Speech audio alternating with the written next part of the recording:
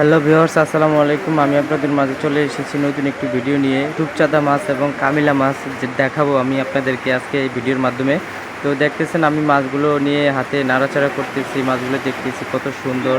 এগুলো এক একটা ওজন 2 কেজির মতো হয়ে থাকে। সিলভার চান্দা যেগুলোকে বলে চাইনিজ চান্দা আর কি। এই মাছটা ঢালতেছে, ঢালার পরে এগুলো থেকে বরফ সরায় তারপরে আপনার এই যে টেরেতে ভরবে, ভরার পরে ওই দিয়ে ফাটিয়ে নিয়ে যাবে আর কি।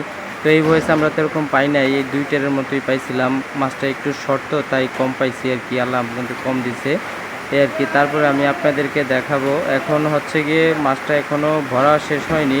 মাছটা যখন বরফ শেষ করে ভরবে, ভরে ওয়েট দিয়ে নিয়ে যাবে। এখন দেখাচ্ছি কামিলা মাছ। কামিলা মাছটা অনেক লম্বা হয়ে থাকে। একটু দেখাবো আপনাদেরকে, একটু লম্বা এটা হয়ে থাকে। এই দেখেন একজনে এখন উঠাবে। এই মাছটা অনেক বিশাল লম্বা, ওনার মাথা থেকে পার তলা থেকেও প্রায় অনেকখানি বড়। এই মাছটা বিশাল বড়, এই কামিলা মাছ।